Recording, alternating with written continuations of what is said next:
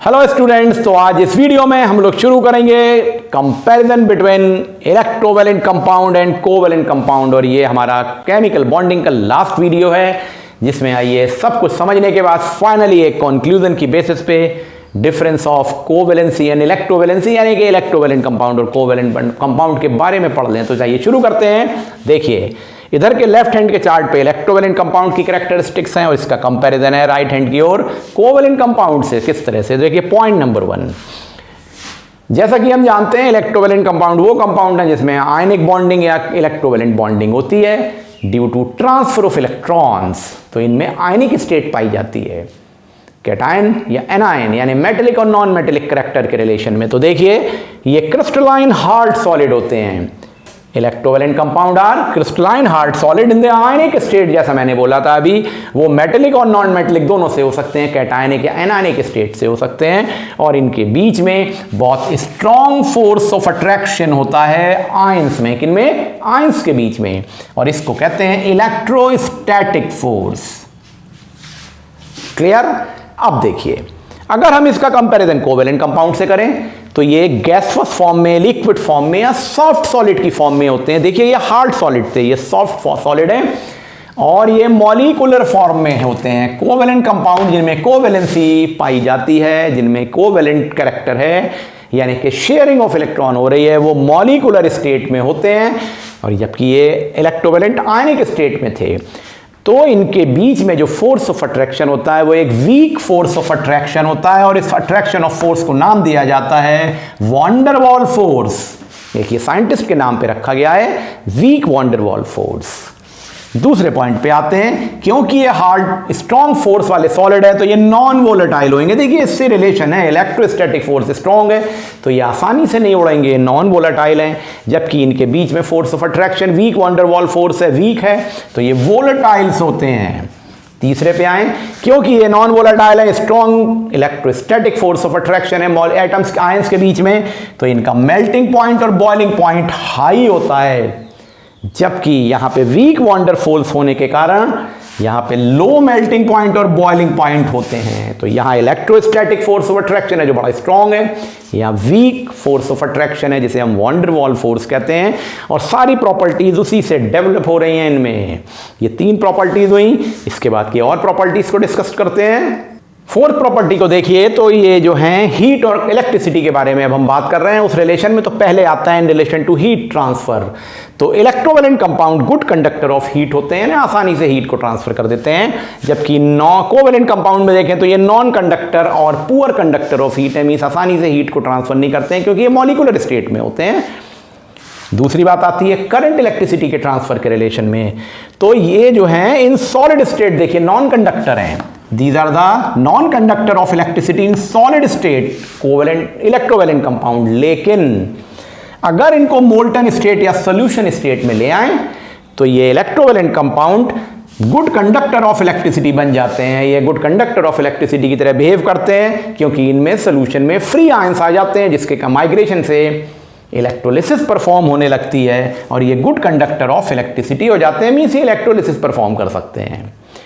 अब अगर हम कोवैलेंट कंपाउंड की बात करें तो ये गैसवस स्टेट में हो, लिक्विड स्टेट में हो या सॉफ्ट सॉलिड में हो, ये नॉन कंडक्टर ही होते हैं इलेक्ट्रिसिटी के, क्योंकि इनमें फ्री इलेक्ट्रॉन्स नहीं हैं। ये सबसे बड़ी प्रॉब्लम है। मॉलिक्यूलर स्टेट होती है तो करंट तो फ्लो ही नहीं करेगी। और एक इंपॉर्टेंट बात यहां पर, वाटर या HCl या अमोनिया, जैसे अभी आपने कोऑर्डिनेट बॉन्ड पढ़ा था उसमें देखें तो HCl अमोनिया ये पोलर कंपाउंड हैं। देखिए, पोलर कंपाउंड हैं और ये वाटर के साथ सोल्यूशन बनाते हैं तो इलेक्ट्रिसिटी को कंडक्ट कर सकते हैं। पर ये बड़ा स्पेशल तरह का केस है due to difference in electronegativity. तो केवल एक्सेप्ट द HCl अमोनिया और इस तरह के कुछ कंपाउंड, इनमें करंट इलेक्ट्रिसिटी का ट्रांसफर नहीं होता है। देखिए, 7th कंपैरिजन आता है between electrovalent and covalent compound about their solubility, और उसके रीजन को समझिएगा। तो देखिए, जो इलेक्ट्रोवैलेंट कंपाउंड है वो सॉल्युबल इन वाटर है, सॉल्युबल इन वाटर है, और ये इनसॉल्युबल इन ऑर्गेनिक सॉल्वेंट हैं। जबकि कोवैलेंट कंपाउंड में बिल्कुल उल्टा है, ये सॉल्युबल इन ऑर्गेनिक कंपाउंड है यानी कि नॉन पोलर सॉल्वेंट हैं, और जैसे कि बेंजीन, अल्कोहल, लेकिन इनसॉल्युबल हैं पोलर सॉल्वेंट लाइक वाटर में। अब देखिए, ये सॉल्युबिलिटी का रिलेशन क्या है। हमारे सामने 2 तरह के कंपाउंड होते हैं, polar compound and non polar compound. Water एक पोलर कंपाउंड है और ऑर्गेनिक सॉल्वेंट जैसे कि बेंजीन, अल्कोहल, ये सब जो हैं नॉन पोलर कंपाउंड है, इनमें पोलैरिटी नहीं होती है। और पोलर क्या होते हैं आप समझ चुके हैं। दूसरी बात, एक टर्म हम यूज करते हैं डाई इलेक्ट्रिक कांस्टेंट, यानी capacity of the substance to weaken the electrostatic force, इसे हम कहते हैं डाई इलेक्ट्रिक कांस्टेंट। तो जो वाटर होता है ना, वाटर एक पोलर कंपाउंड है और इसका डाई इलेक्ट्रिक कांस्टेंट बहुत हाई होता है, means capacity to weaken the force of attraction बहुत हाई होती है। मतलब अगर पानी जो कि पोलर सॉल्वेंट है उसमें किसी सब्सटेंस को डाला जाता है तो due to its polar nature and high dielectric constant value, वो उस सब्सटेंस के force of attraction between the ions को कमजोर कर देता है, तो आसानी से वो अलग अलग सेपरेट हो जाते हैं आयंस। यानी कि हाई होता है डाई इलेक्ट्रिक कांस्टेंट वाटर में और ये पोलर कंपाउंड है तो force of attraction between the molecule और आयन को वीकन कर देता है। जबकि ऑर्गेनिक सॉल्वेंट नॉन पोलर होते हैं और इनका dielectric constant very low, बहुत कम होता है, तो ये आयंस के बीच के फोर्स ऑफ अट्रैक्शन को कमजोर नहीं कर पाते हैं। इसीलिए electrovalent compound soluble in water हैं और इनसॉल्युबल इन ऑर्गेनिक सॉल्वेंट हैं, क्योंकि वाटर पोलर है और ऑर्गेनिक सॉल्वेंट नॉन पोलर हैं और ऑर्गेनिक सॉल्वेंट में लो डाई इलेक्ट्रिक कांस्टेंट है, वाटर में हाई, लेकिन यहां पर इसका उल्टा होगा। आई थिंक ये बात समझ में आ गई आपको। नेक्स्ट पॉइंट देखिए, पॉइंट 8 है, ये जो इलेक्ट्रोवैलेंट कंपाउंड है इनके अंदर जो रिएक्शंस होते हैं बहुत हाई स्पीड में होते हैं। ये हाई स्पीड आयनिक रिएक्शन है। क्यों? क्योंकि ये फ्री आयन क्रिएट कर लेते हैं सॉल्यूशन स्टेट में, जबकि covalent compound slow molecular reaction show करते हैं, क्योंकि अधिकतर ऑर्गेनिक केसेस हैं ये, तो ये इसमें स्लो मॉलिक्यूलर रिएक्शन है, क्योंकि कोवेलेंट बॉन्ड को तोड़ना बहुत आसान नहीं होता है और बड़ी मुश्किल से वो उनके मॉलिक्यूल टूटते हैं। अब एक बड़े इंपॉर्टेंट पॉइंट पे आते हैं। इलेक्ट्रोलिसिस के चैप्टर में मैंने आपको ये चीज बहुत डिटेल में समझाई थी, एक बार फिर समझिए और कॉन्सेप्ट को बिल्कुल क्लियर करिए।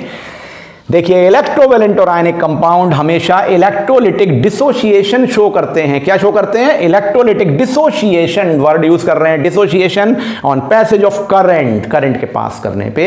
और this process involve separation of ion. इसमें क्या होता है? आयंस का सेपरेशन होता है, क्योंकि है तो मॉलिक्यूल पहले से ही आयनिक स्टेट में, जो सॉलिड है या आयनिक स्टेट में है, तो आयंस जो है सेपरेट हो जाते हैं और इस प्रोसेस को कहते हैं डिसोसिएशन। और ये तब होता है जब करंट पास होती है और ये स्टेट मोल्टन स्टेट है, जैसे कि NaCl से देखिए रिवर्सिबल रिएक्शन से सोडियम आयन और क्लोराइड आयन बन गए, ये मोल्टन स्टेट में है तो सेपरेट हो गए ये। लेकिन कोवेलेंट कंपाउंड डिसोसिएशन नहीं शो करते हैं, ये आयोनाइजेशन इन सॉल्यूशन शो करते हैं, सॉल्यूशन फॉर्म में आयोनाइजेशन शो करते हैं ऑन पैसेज ऑफ करंट।